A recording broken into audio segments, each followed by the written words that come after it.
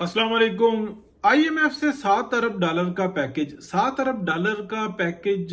7 अरब वाली बात जो सी है ना, वो बस ऐसी है कि 7 अरब हो या 10 अरब हो या 2 अरब हो, पैकेज जो है ना वो एक गारंटी है कि एक कंट्री जो है वो एक सिस्टम के अंदर जो है ना चल रही है और एक तरीक़ेकार के साथ चल रही है, आप ये कह लें। और हम इसके ऊपर एतमाद करते हैं, लिहाजा हम इसको पैकेज देते हैं कि ये अपने मामलात को दुरुस्त करे।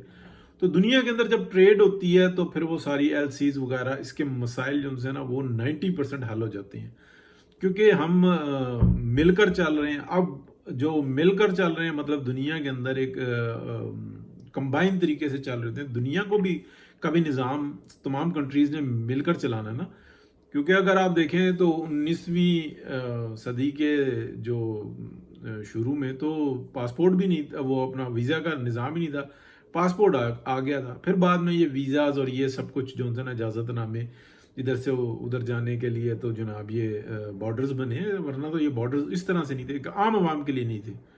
तो अब बात करते हैं कि जो मौजूदा सूरत हाल है उसके अंदर देखें, जो आप कह लें कि एक बड़े पैमाने पे पाकिस्तान के अंदर एक लड़ाई जारी है, जिसके अंदर हम देखते हैं कि इस्टेब्लिशमेंट के अंदर बहुत बड़ी जो है ना एक जंग जारी है, आपस में इख्तलाफी जंग है। वो उस तरह से जंग नहीं है जैसे कि हमारी जुडिशरी के अंदर इस वक्त में नज़र आ रही है, बल्कि वहाँ इस्टेब्लिशमेंट के अंदर एक इख्तलाफ राय है। एक निज़ाम, एक ग्रोह ये कह रहा है, जो दो बड़े ग्रोह हैं उनमें से एक ग्रोह ये कह रहा है कि नहीं, हमें खुद निज़ाम को ना संभालना चाहिए, चलाना चाहिए, जबकि एक ग्रोह ये कहता है कि हम इस काबिल हैं ही नहीं। 70 साल का ये तजर्बा कहता है कि हमने जब तजर्बा किया है, जब हमने ये जिम्मेदारी उठाई है, इसमें हम फेल हुए हैं। और मसला ये है कि इस वक्त में अगर हम जिम्मेदारी को उठाते हैं तो बाजवा डॉक्ट्राइन और ये तमाम नई जो इसको हाफिज डॉक्ट्राइन कह रहे हैं, ये हाफिज डॉक्ट्राइन के ऊपर आ पड़ेगी। और शहजादे इतने पैदा हो चुके हुए हैं, जिसको खोलो, जिस मामले का नाम लो, तो वो जो है ना बड़ा अजीब किस्म का ही हो जाता है। बहुत सारी चीज़ें कंट्रोल में हैं, बहुत सारी चीज़ें आउट ऑफ कंट्रोल हैं। यानी कि जो एक जो ये कहता है कि हम इस निज़ाम को उस तरह से नहीं चला सकते जैसे कि हम माजी में चलाते रहे हैं, यानी कि मार्शल लगा के, या जो हाइब्रिड प्रोग्राम था ये भी हाइब्रिड चल रहा है, लेकिन इसके अंदर थोड़ा सा अभी मसला बाकी है। ये और तरह का हाइब्रिड है, इमरान खान का और तरह का हाइब्रिड था। इस हाइब्रिड में मुल्क को बेहतर करने की कोशिश की जा रही है, निज़ाम को बेहतर तरीके से चलाने की कोशिश की जा रही है। इंटरेस्ट अपना बिल्कुल उन्होंने सेव रखा हुआ है। इमरान खान के प्रोग्राम में इस मुल्क को कमज़ोर किया गया, इस मुल्क को बर्बाद किया गया कि ये हमारे ही काबिल है, लेकिन इतना ज़्यादा बर्बाद कर दिया कि अब मुसीबत पड़ी हुई है। अब ये देखें, मैं इसको दूसरे तरीके से बताऊं कि जो इस वक्त जुडिशरी के अंदर जो एक ग्रोह है ना, जो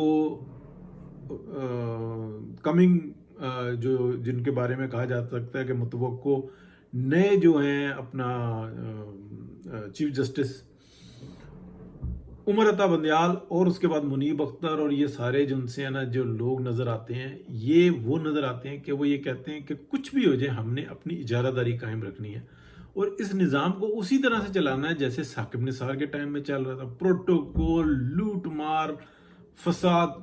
लेकिन इनको बिल्कुल भी ये नहीं पता कि बिल्कुल भी ये नहीं पता, ये एक बिल्कुल मासूम या एक नादान बच्चे की तरह कि ये निज़ाम वैसे चल ही नहीं सकता। अभी तेलों में तेल ही नहीं है। जिस तेल को हम निकालने की कोशिश कर रहे हैं वो तेल पीछे है ही नहीं है, ये खुश्क है। इसने आग पकड़ लेनी है और फिर सब कुछ जो होता है ना जला कर राख कर देना, ठीक है। यानी कि जो होता है ना, अगर आप बिनोला कह लें या कुछ कह लें, उसके अंदर से जब तेल निकाल लिया जाता है पीछे क्या होती है, सूखी घास होती है, उसको आग लग जाती है, दूसरी वाली को नहीं लगती, उसमें तेल होता है, या वो लगती है तो किसी प्रोसेस से लगती है। ये सूरत हाल बनी हुई है। अब मैं आपको ये बताऊं कि जरदारी साहब के बारे में मैं बहुत बार ये कहता रहा कि शहबाज शरीफ साहब को उन्होंने काबू किया हुआ है और शहबाज शरीफ साहब की एक ही ड्यूटी है कि PMLN की वाट लगा के रखनी है, उसको कमज़ोर से कमज़ोर तक तर करना है।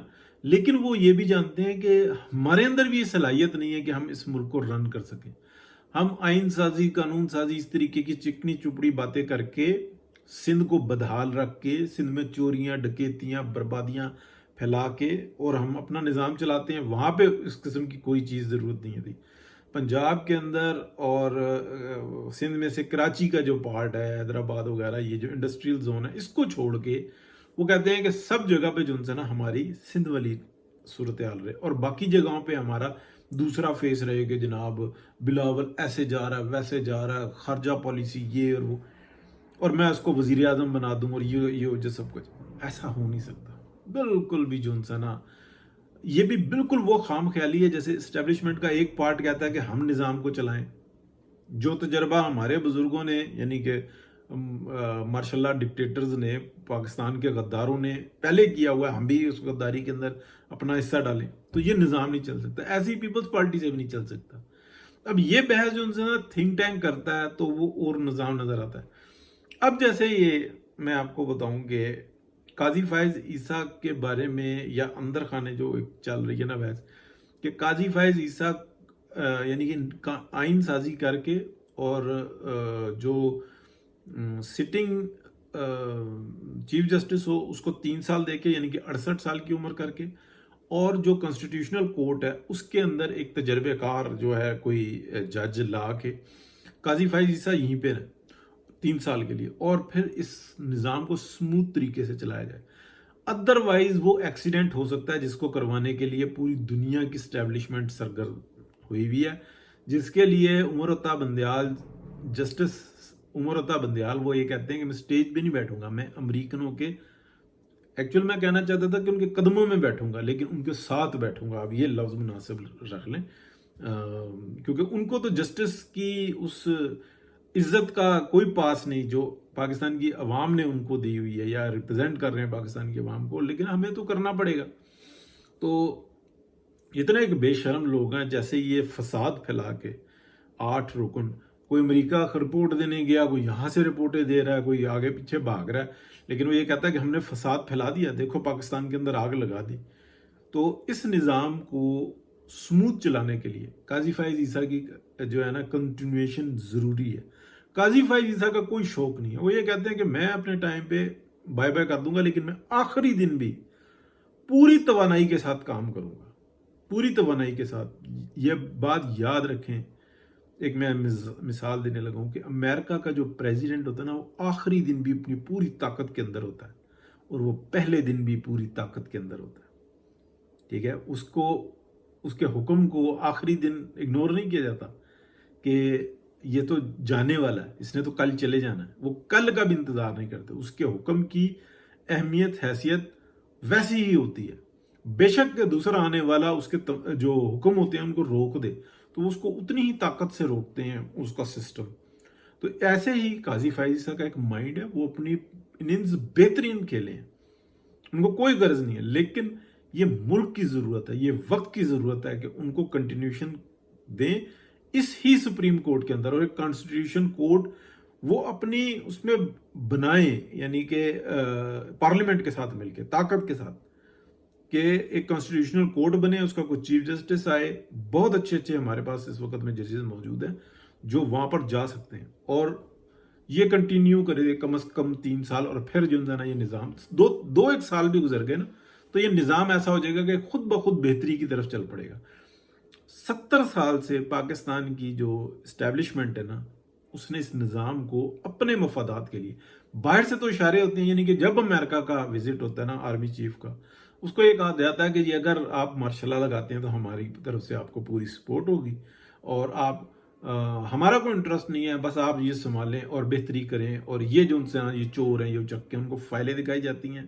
ایسی ہی فائلیں جو پاکستان کے اندر جو انٹیلیجنس کے ادارے ہیں انہوں نے جھوٹی سچی بنا کر رکھی ہوئی ہیں، جو اپنے مفادات کے لیے جھوٹ سچ کرتے ہیں. یہ تمام باتیں کھل چکی ہوئی ہیں. یہ تو سوشل میڈیا جو ہے نا ایک ایک چیز اٹھا کے سامنے رکھتا ہے، اس لیے اس سوشل میڈیا سے نا بہت لوگوں کو خطرہ بھی ہے. اب پاکستان جس مراحل کے اندر ہے، میں یہ سمجھ رہا ہوں کہ یا تو بہت ہی بربادی ہوگی، اور یا بہت بہتری ہونا شروع ہو جائے گی اور پھر بہتری سے بہتری ہو جائے گی. الیکشن جلدی آ سکتا ہے اور الیکشن جلدی آنا ضروری بھی ہے، لیکن اس بحران سے نکل کے یہ آئی ایم ایف کا پیکج تھرو ہو جائے، یہ نظام ہو جائے اور پورا کنٹرول ہو جائے اور یہ سپریم کورٹ اور کانسٹیٹیوشنل کورٹ آ جائے، تو پھر ایک نیا الیکشن آ جانا چاہیے جس کے اندر جو اصل لیڈر ہے وہ سامنے آئے، جو لیڈرشپ ہے وہ سامنے آئے اور جمہوریت انسان اپنے پیروں پر چلے. آپ سمجھ لیں کہ یہ پاکستان کو بچانے کے لیے کڑوی گولی کھائی ہوئی ہے بہت سارے لوگوں نے. مولانا فضل الرحمان نے، میاں محمد نواز شریف نے، بہت سارے لوگوں نے، اختر مینگل نے، محمود خان اچکزئی نے، بہت سارے لوگوں نے اس پاکستان کو بچانے کے لیے، اس جمہوریت کو بچانے کے لیے بہت ساری چیزوں کے اوپر جو انسان ہے، جو اس وقت میں پاکستان دشمنوں کے ساتھ بھی جڑے ہوئے ہیں، ان میں سے بہت سارے لوگ ہیں جو کہ اس مزاج کے نہیں ہیں، وہ کانسٹیٹیوشن کے ساتھ چلنے والے ہیں، لیکن وہ اس ملک کو بچانے کے لیے جڑے ہوئے ہیں. بہت شکریہ جی، اللہ حافظ.